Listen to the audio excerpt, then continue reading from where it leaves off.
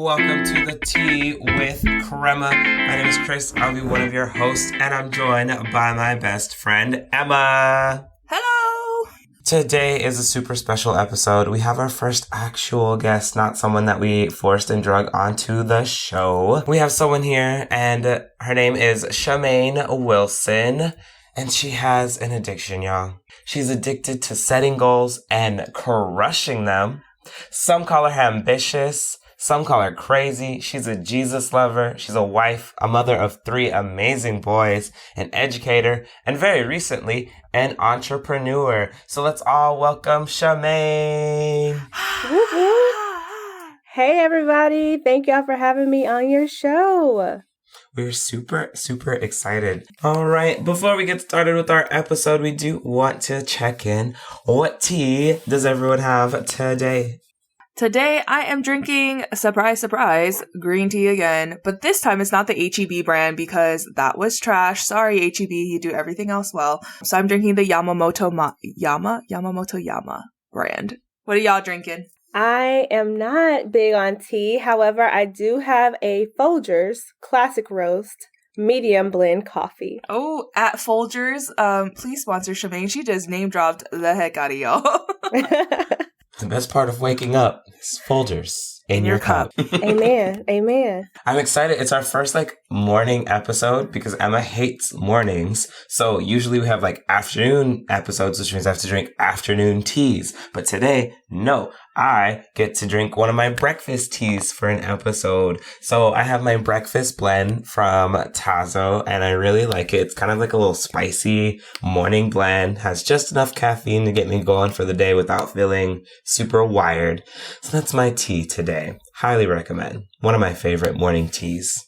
Well, I'm glad you all have some nice beverages with you. All right, well, let's get started. So, Shamaine, can you tell us a little bit? How do you know Chris and Emma? Well, I know Chris from an interview. I actually met him at a job fair when I was looking to become a teacher. Chris interviewed me, and we've now been working together for 3 years, and we've grown to become really good friends. And I feel like I know Emma just because I'm such a huge fan of the show. She doesn't know a lot about me, but I feel like I know a lot about her just by listening to the Tea with Crema. Oh, you got a deep, up close and personal view of me, and we yeah, that's true because I think we've met maybe a handful of times, but we haven't really gotten to hang out yet. So it's coming, it's coming, y'all. So speaking of work together, what is your day job and how did you kind of enter that career? Because I know it's not your lifelong thing that you've been doing. So tell us a little bit more about that. Yeah, so I am currently a 5th grade math teacher. And the journey started long, long ago. Back when I first started college, I did go into it thinking, yeah, I'm going to be an educator. I want to change the world and be such a good leader for these students. But, life happened and I had to work in college. So I wasn't able to complete the student teaching or anything like that. So I switched my degree plan and I went into nursing. Such a bad idea. I freaked out as soon as I walked into the SMART hospital at UTA. They said that we were going to have to draw blood. And I was like, oh no, get me out of this as soon as possible. So then I switched my degree plan again. And that was a big mistake because I found out that I was pregnant. Then I had a baby. I was like, okay, I'm so over school. I'm tired of changing my degree plan. Just put me in the quickest thing to get me out of here. So I got my degree in sociology and I knew that I was destined to be a teacher. So I was like, okay, what do I need to do to get my teaching certification? So I entered the Texas Teachers Alternative Teaching Program. I didn't complete it quickly at all. I had 2 babies at this time. So I'm like, okay, I'm a mom, I'm a wife. I have all these responsibilities. There's no way I'm going to get this done. 4 years later, I completed the program. I was just like, okay, it's got to happen. So I went to my first job fair, which is where I met Chris, and I was hired on the spot. And I was like, oh, Lord, I cannot believe I'm about to be a teacher. Right now, am I ready? So that's how I started being a teacher. I've been at Eastern Hills Elementary now for 3 years, and it has been a challenge, but I enjoy it building those relationships with the students and building the friendship that I have with Chris and a few other teachers and staff at Eastern Hills. Did you know you wanted to be like elementary, or you were open to anything? I think I was open, but when I did I subbed in the lower grade, so I knew I did not want to be second or lower. Absolutely not. Those babies are so little. I don't know how anyone is third grade or below. I give props to them every single day because I'm exhausted just watching. Yes. Teeny, tiny, so small. And just so many emotions. They have such big emotions in their bodies. Yes. Along with teaching, you also have a like passion project. You call it a hobby, but it's like a real side hustle. Like I am on your page. I see the content you post. You are out here. So please tell us more about your passion project, your side hustle, your future career, your second career. I don't know what they call it in education. You know, they're always like, you have a second career coming, but. Yeah. Well, I started it because I was selling like my old purses, my old shoes and clothes on Poshmark. And I was making all these trips to the post office. And I'm like, I'm not really getting paid a lot for this. So this is like a job. What can I do to increase the revenue that I'm bringing in? So I started researching on, how to become an online business owner. And I found a lot of things, but it was just like, oh, that's too much work. I don't have time for it. And at the time, I wasn't in education, so I didn't have the summers off or anything like that. So I was working full time. It just came about that it was going to be a hobby. And so I started it with the intention of it being a hobby. Like, I'm just going to use my summers and make a little extra income. But anything that I do, it's going to be all or nothing. So once I got into it, it started growing and the people love the stuff. So I'm like, okay, I got to give the people what they want. I guess it's now a part-time job, side hustle, whatever you want to call it. Do you hope to like transition from education to possibly like opening up your own boutique? No, I don't. I think I am going to stay online only because it's convenient. I don't have to worry about any store costs, rent, all the things that come with it. I would have to get racks for the clothes. I would have to then offer like a return policy. And just, it seems like it would be a headache. And online is just so much more convenient. I can connect with so many more people locally, nationwide, worldwide if I wanted to. So I enjoy having just the online aspect of it.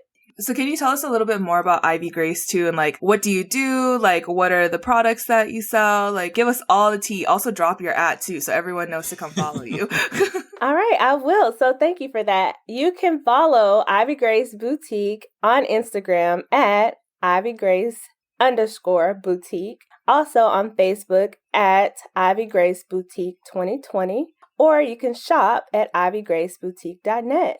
Just to give you a little background, I did tell you how I started. It started with Poshmark and all that. But what really inspired me is when I had a miscarriage. It was so rough. It was like one of the hardest times in my life. At that point, I was a teacher, so I had extra time, and 2020 was just a wreck altogether. So the name Ivy Grace was inspired by my miscarriage. It was my 4th child that I would have had. So IV is the Roman numeral 4.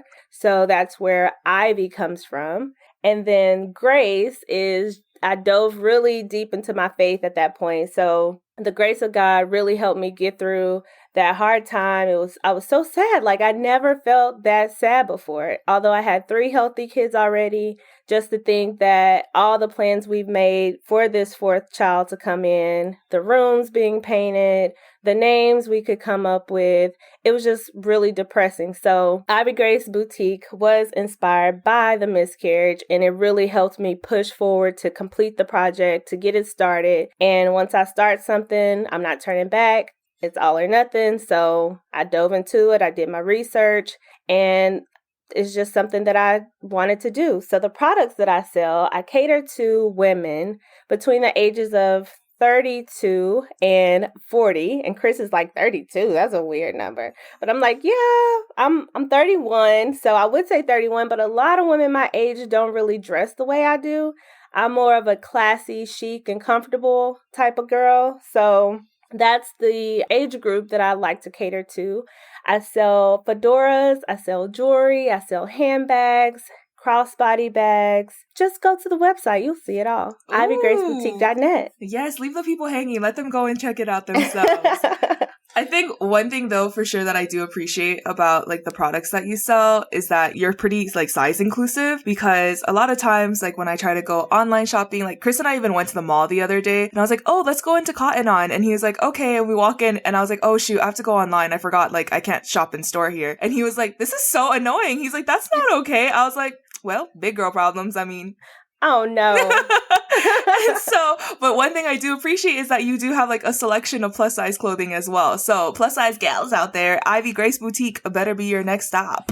All right now. I'm still outraged. It's just outraged. I cannot believe that they were like, yep, you can try on any size up to like 14 or something. Everyone else, like, you just have to buy it online and hope it fits when you get it. I'm just like, that is the stupidest. Why does it? Oh, God. Don't even get me started on women's sizing to begin with. It's the most nonsensical system I've ever heard of. Like, nothing makes sense. It's just a bunch of random numbers, and everyone kind of has their own scaling system. So you have to know, like, which brand you're buying. Oh. Yeah, and that's definitely something that I never really realized how weird women's sizing is, because I noticed that a lot of things that I sell go from small to extra large, but then when it gets to plus size, it's like 1X, 2X, 3X. And my husband's like, isn't an extra large a 1X? And I'm like, no, it's not. So I recently found that out myself. I never knew. And then there's some places that sell 0X, and I think 0X is closer to an XL. Yeah, it's a whole thing. But then X, like the 0, 1, 2, and 3X just like give more room in the upper area. But that's like my biggest qualm is because I don't have upper area. So like, what am I covering?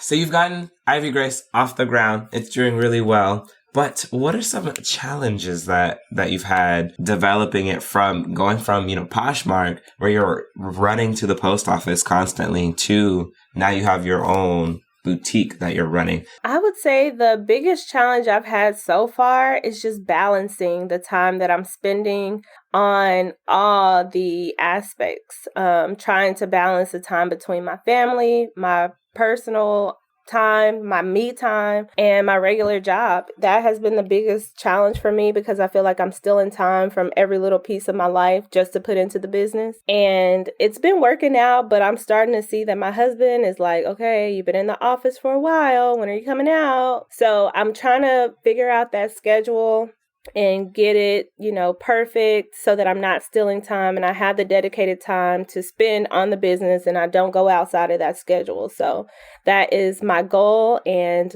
I'm a goal crusher, so it's going to happen. A goal getter, some may say. A go getter, yes. What's been your favorite part of Ivy Grace? My favorite part, I would have to say, is just being able to network with so many people. I've met people in different states and built those relationships and almost friendships, I would say, with people in like Georgia and Pennsylvania and Ohio. And I would never have the opportunity to meet with these people or speak with these people had I not had Ivy Grace Boutique. So I'm really grateful for those relationships. You never know. I may leave Texas and I may need that connection one day. But I mean, that's not in my plans, but who knows? So I'm just really grateful for the opportunities to meet new people and different people. So do you have like a special, we're all small business or boutique owner groups that you're a part of? Is that how you do that networking, or? Well, no, it's not like a small group thing, but on Facebook, there is a group called the Blackout Coalition. And I joined that group because it was catering to a lot of the new businesses that opened up during the pandemic. There was like a huge thing where people became entrepreneurs because of the pandemic. So people got out there and started using their talents to make extra money during that pandemic. And so within this group, there were people all over the world on Facebook who joined the group. And so I joined, just looking to meet new people, support small businesses. And that's how I network with them, through social media. And if we ever go to like any craft shows or pop-up shops or anything like that, we can connect and get together and share information on, okay, yeah, we're going to have this in Atlanta this month. You should come out. Or, yeah, in Dallas or Fort Worth, we're going to have this event. You should come. So that's one thing that I've gotten out of this group. Have you started attending those types of pop-up events yet? I haven't yet, but on April 17th, there will be a craft show here locally in the Fort Worth Haslett area that I will be part of. It's going to be my first one. So I'm definitely looking forward to that. And if it goes well, I am going to look into joining them monthly and then also looking in different areas to see how to possibly create my own pop-up shop and which businesses would allow me to use like their parking lot or their event space to have pop-up shops for people who don't like online shopping and who would like to try on the clothes before they purchase. So that's something that I have in mind.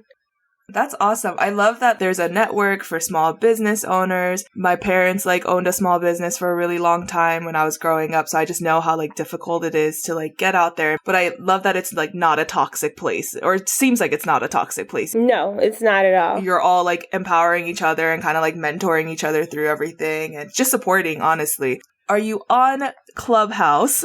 And do you use it to network, or how do you use it at all in any capacity for Ivy Grace? Yes, I do. I am on Clubhouse. I am not the greatest at connecting with people through Clubhouse, but I get on there and I like to listen. There's a lot of good advice on there. A lot of lawyers are who I listen to just to make sure that I have everything in order for myself, to protect myself in case, anything happens. So I listen to a lot of lawyers on there. I do have a few friends that I've networked with through social media who I follow, but with me not having a lot of time, it's kind of difficult for me to listen in and be active on Clubhouse as much as I would like to be. That's true. I also don't know how to use Clubhouse very well. Chris and I were discussing that. He's like, I don't think I fully get it yet. And I was like, I feel like people who do it, that do it well, they really get stuff out of it. So I was like, one day when I have time as well, I'll figure it out. So, you're a mom, you're a teacher, you're a wife, you have all these things going on. How do you find a balance? Because that is a lot of different hats to wear, lots of different things to keep in mind while you're doing it. How do you do it? That's what I want to know. It is a work in progress. And for me, I just set these goals. They're really informal goals. And I try not to stress myself out. So I'll say, I'll voice my goal. I won't write it down because then it's okay, I have to do it. But I'll voice my goal and I'll let everybody in my house know, my husband, my kids, and everybody. I'll let them know so that they can hold me accountable for whatever it is I want to achieve. So if I say, okay, I'm going to spend about an hour in the office, y'all watch the clock because I can easily spend 2-3 hours in the office. So if y'all need me and it's been over an hour, make sure you come and get me. So for me, I think it's just setting those informal goals to make sure that I get it done. Regardless of what it is, like Nike, just do it. I find myself thinking okay, why am I not doing it? You just need to do it. Once you get up and get started, it's it's done. So why not just go ahead and make it happen? Do you feel like that carries over and has helped your kiddos with, because I know goal setting is a super intense skill to it have really to is. learn and follow through on. And working in education with you, I know that that's something, and going through education myself, having to figure out how to set my goals myself and not really having someone necessarily to look up to all the time for that. Do you feel as though you're helping to be a role model for your kids and then for your students, your coworkers, and the people around you as well? Yes, I do. Actually, I tell my kids all the time, there are a lot of things that we have and, we wouldn't have them unless we worked hard to get it. They see me and my passion and my dedication for everything that I put my hands in. And so my actual kids, they are really goal oriented. They want to set these goals. They want to make sure that whatever they want to do, that they achieve those goals. And then as far as my students, they're 5th grade. So goal setting with them is a little bit challenging, but if they practice it and they see that you're holding them accountable and you have these high expectations, it's more realistic for them to want to achieve those goals. And it doesn't hurt to put a little incentive in there for them, maybe a bag of Takis or something. Setting those goals with them is really important to me. And for some of them, I see that it's really important for them as well. Those Takis. You know when Shamaine gives them Takis because they come in and there's red dust all over the science papers because they come into me after. So I'm like, why is your paper red? Oh, it must be Taki day in math. Oh my goodness. I do not. The kids come in, their fingers are nasty, and now that it's like tech, and I'm like, y'all need to wipe down your computer. This is gross. No. And they're like, Miss, what can I? And like, just get away from me with your fingers. Do not touch anything. I was like, I feel like this is worse than any kind of sickness. Got that tacky dust. Okay, you gotta set up a line. Like, y'all gotta wash your hands, okay? Something. We gotta go to the bathroom. I cannot. But that is so true because I feel like even as an adult, like goal setting, like I feel like I set very ambitious goals. And that's probably part of the issue is that I don't keep myself accountable. And so I think you need to come back on the show so you can do a goal setting workshop with us. I would love to. I think that would be super fun. Or we can collaborate and do, I don't know, something. We'll figure it out. But I think that again, like Chris said, that is a very specific goal. And I love that you're teaching, your children that right now too, because that can only take, that'll take them everywhere that they ever need to go. That's awesome. So going on with that, do you have any tips or advice for someone who's interested in starting their own company or is thinking about it, just doesn't know how to get started? Yeah, my biggest advice is to just go for it. A lot of people say that you only live once, and if you don't do it, then, you've missed out. But for me, I feel like you live every day. And every day that you live, it's like that's a lost opportunity that you could have taken had you launched your business or started your project. Like, just do it. Nike, at Nike. You hear us? Just do it. So I'm just saying, that's my biggest advice. Like I put my business off for a while, just, unmotivated. I didn't have anybody to push me. It's not like we needed the income. And finally, it was just like, okay, I'm going to do it. And once I started it, it just picked up. So that's my biggest thing. Just go after it. Sounds more like Shamaine's motto's carpe diem, more so than you only live once. So seize the day. Seize every day. Every day. Yes. All the days.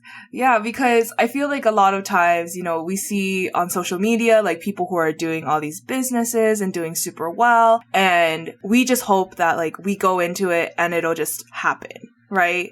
But it's not something that just like happens overnight. Well, I don't know. Did it happen just like overnight for you, or was there like a buildup or?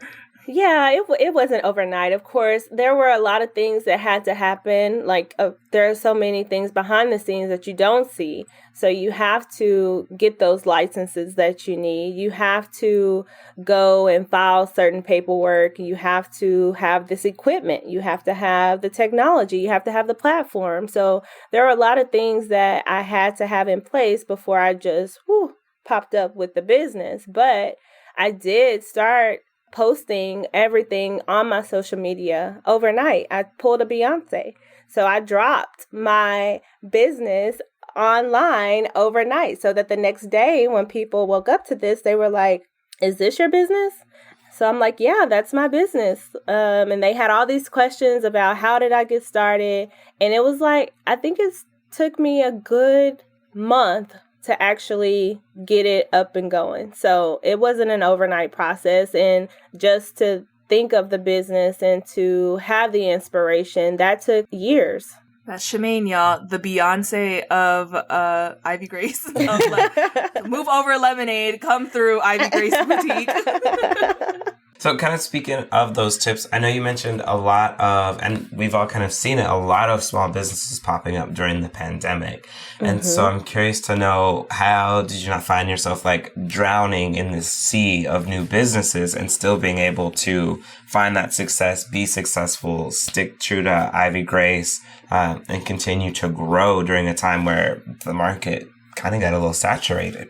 Yeah, for sure. And I see like a lot of boutiques popping up, and it's not for the weak. It's like, if you want something, you have to stay with it. You have to stick to it. And that's something that a lot of businesses, they fail because they think that, okay, it's going to support itself, it's going to pay for itself. Yeah, but you have to put in the work. So if you're not putting in the work to make it happen, then yeah, you're going to see yourself failing. Your business isn't going to grow.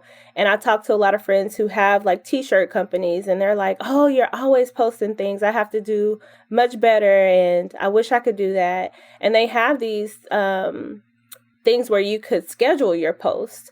A lot of platforms like Shopify, they offer that to where you could schedule posts to go out daily if you wanted to. So I feel that in order to be successful, you just have to push and work hard, be dedicated, and not give up. I will say you are so good at that because you make sure that Ivy Grace is like at the front of the algorithm. And I feel like you've broken it, like you've broken into what the secret sauce is. So I'm very interested. I feel like I gotta just talk to you on the side because I am struggling with our social media. Chris is always like, I'm like, Chris, can we do this? And he's like, I don't care. Like, can we do this? And he's like, I don't care. And I'm like, I just want our social media to be popping. But again, like I know it's a process. You gotta build it. You can't just be overnight and expect like success and all that stuff. So I'm still figuring out what works for us, but yeah, you have found the sauce and it's so cool. Do you like take all your product shots yourself, or does your husband help you, or is that like a one-woman show? Please tell me more about that. Girl, it is a one-woman show. Oh my God, it is so exhausting. It literally takes me a full work day to take the pictures, upload the pictures, because I have a tripod and I have my camera.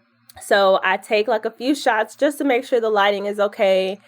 And then I have to go and wardrobe change. So I'm switching clothes like, okay, I think I have enough shots to post this. So let me move on to the next one. And lately, of course, we're still in the school year. So I haven't had a lot of time. I've had all these orders coming in. And I have boxes upon boxes upon boxes of product that I need to get pictured and posted. So it can take literally all day. My last process was, I think I started at about 8:50 a.m. And that's with hair, makeup, the whole thing. And I was not done taking pictures alone until about 3:40 p.m. So then after I take all the pictures, I have to combine them because I like to do a 3-in-1 picture just to make it a little bit easier for you to see the different angles. And so after doing all that for all the outfits, all the products, I then have to upload them to the website. So typically I'll take about a day to get everything organized and then upload it to the site, but I won't make it active until the very next day. Sometimes. Usually that's what I do. But yesterday, actually, I was able to get everything done from about 8:50 to about 6 o'clock. So that's taking pictures, organizing them, and making them active to the public. So it's a process. It's a one-woman show. I do feel that if I had help, it would make it a little bit easier because we can't even talk about the cleanup process. So if I had somebody to just clean up as we go, that would help. I'm going to be cleaning up today. I didn't get that done yesterday. All interns, please. Please apply at the link in bio. Because, yeah, you're right. Because I can just think about, like, myself changing clothes, like, when I can't figure out an outfit. But you, like, go in and you have, like, the colors. Like, I love that. That's, like, one of my favorite things is because I can, like, look through your social media and be like, oh, that's a cute color, and then, like, click on that. And then, when I go to the website, I'm like, okay, I know, like, that's the color that I would like. But, y'all, like, Shamaine is out here with all the angles, getting all the angles. And I was like, wow, she's, like, really good at this. But I mean, did not realize it took 8 hours. Like, oh no, that is a full-time job, ma'am. It really is. I cannot. Oh my goodness. Okay, so what does a fully realized Ivy Grace look like? Like everything you've ever wanted in your, wildest dreams. What does that look like to you? Because it started as just a hobby, I really don't have any real high expectations to expand on menswear or kids' clothes or a storefront. My husband and I were actually just talking about, do you think that you're going to have a storefront? Like, could you see yourself running a full-time Ivy Grace boutique? And I told him no, because For one, I do not like retail. I worked in retail for years during college, and it was just something that was exhausting. The customer service alone, like, what if I'm not in the mood to be nice to you today? I don't want to tarnish my business because I'm in a bad mood. So I see Ivy Grace just being fully online, being able to connect with all the people locally, nationwide, worldwide, and focusing just on the women's attire and products for now. That's my highest goal. For now, though, y'all, did you hear that? The for now. There's always power in the yet, and so we're waiting. We're just manifesting for you some menswear for Chris. That's fine. Just for me. Like 3 outfits, okay? We gotta look for those Ivy Grace originals. I feel like those are... Ooh, that's gonna be the one. That's gonna be the one, y'all. She's designing clothes now, all right?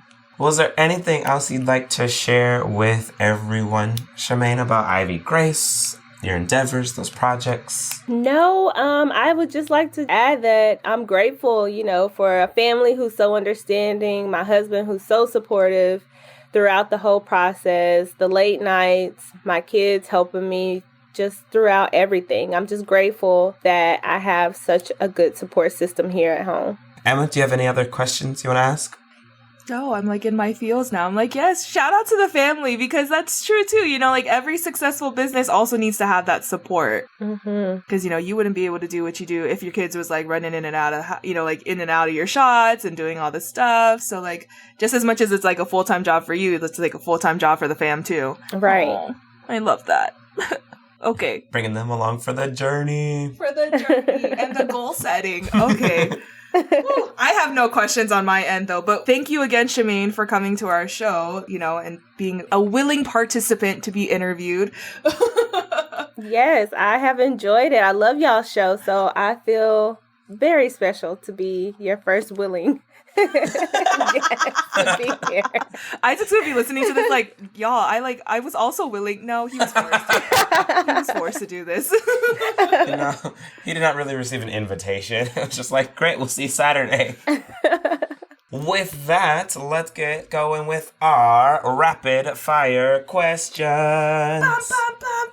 Do y'all know what I'm trying to make a note? Do y'all hear the noise that I'm trying to make? Because I hear it in my head. And okay, thank you.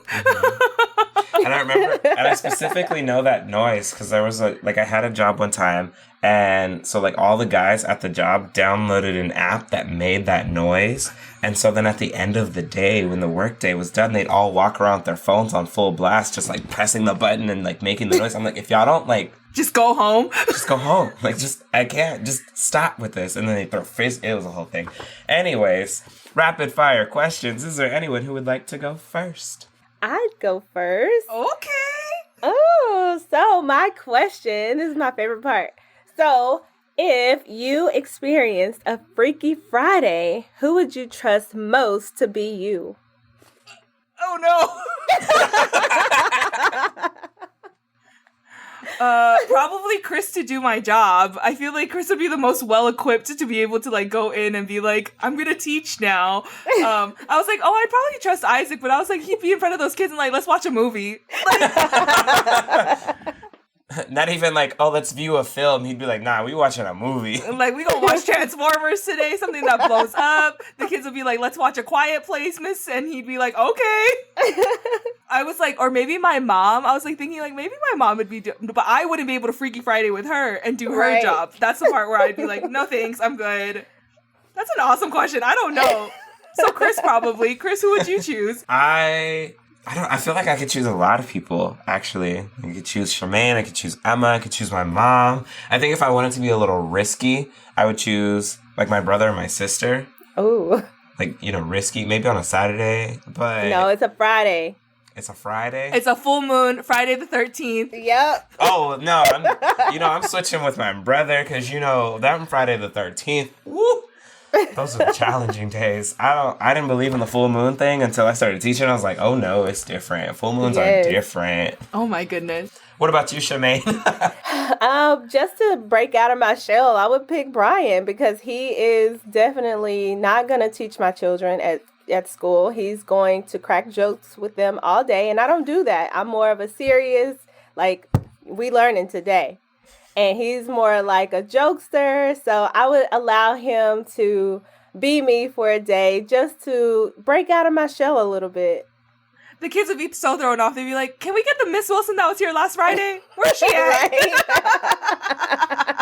That is so funny. That is such a good question. Oh my gosh. Now I really gotta think about that now. Okay. Now my question's gonna sound hecka boring compared to that. So Chris, you go next so that my boring question can be asked. Okay. My question is, if you had to bury a treasure today, like hide the treasure somewhere, where would you hide it? I'm not going to tell you because what if I go and do it? Then they're going to find it. You'd have to have a treasure, friend. First of all, I have treasures. Priceless. You know what? I got to think about that. Shamaine, where would you hide yours? I would hide my treasure at the bottom of the ocean, in the Pacific Ocean. Good, because then Chris won't go find it because he can't swim in the Pacific Ocean. First of all, you tried to kill me. Secondly, I'm not going in a submarine anyway, so it's gonna stay down there. Like, nope. If it's down there, it's down there. You right. I am leaving it there. I would hide mine somewhere in my closet because low-key I feel like a lot of things go missing in my closet. It's a really bad, it's not good, the things that I lose in there. And then when I go in there and Chris comes over and he starts spring cleaning, he's like, what is this? I'm like, oh, I was looking for that. It's just a mess. Like, I don't even know. Last time I cleaned in there, I didn't go in the closet. I was like, nah, I'm gonna clean the room. Like, you can handle the closet. The closet was too much. And it was just spring cleaning, okay? He wasn't cleaning the room. I mean, he basically was like, you need to get rid of this. That's too much. Why do you have this? I don't know. I have a lot of useless things. Mm-hmm. Oh, yeah, because it was like right before, it was because we had to set up like an actual office in your room because, pandemic teaching had us teaching from home. It was a whole setup. Where would you hide your stuff? Where would you hide your treasure, Chris? I was going to say something stupid like Mount Everest. And it was like, everyone goes to Mount Everest. I mean, like, not everyone, but like, everyone goes to Mount Everest, you know? So I'd probably choose like some random mountain that like no one actually goes to, like the third highest mountain. Because like who goes and hikes on like the third highest mountain? Does that mountain even have a name? Like, who cares? So probably like the third or fourth highest mountain. That's where I would go. Except what if I didn't make it and then everyone knew where it was because I died there, like holding the treasure. Holding it in your arms. Worst treasure hunt ever. Mess. We're just going to leave that there. Okay, so my rapid fire question is, if you could play on any Olympic sport team, what would you play? And what would you be on? Archery. That was very fast. I mean, it's either that or swimming, but I can't swim that well, so it'd be archery. But no, you could like you have the skill to do it. Is archery even an Olympic sport? Yeah, it is. Archery. Final answer. I would participate in track and field. I would like to be a 100-meter sprinter. She's a runner. She's a track star. If y'all are on TikTok, you know that song. A 100-meter, that's really fast. That's fast. That was my thing in high school. So yeah, I would definitely participate in track and field. Oh my goodness. They would put off the gun. I'm like, oh, we're going. It's now. It's happening. Okay. Like right now, or can I I'll catch up, everyone. I said I would do, I don't know if y'all know what curling is in the Winter Olympics. It is my favorite sport. Is that the broom? Yes, and I would be the sweeper. Not the one, because apparently it takes some skill to release, and I don't think I have the skill for that, but I think I could sweep. I could sweep. So, and that's one of my favorite things to watch on the Olympics is curling and figure skating. I don't know why. I don't fully understand the rules. I think it's like bocce ball. I'm not really sure though. But what is bocce ball? So you would have 3 red balls, I'd have 3 green balls, and then whoever gets closest to the ball, it's there's points. And you can knock each other's balls out. No? I don't know. Mm-mm. Okay. Is it in sand? Sometimes. I played bocce ball in the grass. Emma played a different set of sports growing up than I did, so she played things like tennis, golf, bocce ball. I was trying to set myself up for future success, but I was not good at any of the sports, so clearly it didn't work out. Where can people find Ivy Grace Boutique? You can find Ivy Grace Boutique at ivygraceboutique.net. You can follow us on Instagram at ivygrace_boutique and on Facebook at Ivy Grace Boutique 2020. Check it out, check it out. There's always good sales. Ooh, ooh. Emma, where can people find the podcast? Shamaine has such a good podcast voice. I just wanted to point that out. You was like on right there. Okay, sorry. You can find the podcast on Twitter and Instagram at The Tea with Crema, and you can find us anywhere that you can stream podcasts. We'll see y'all next time. Bye!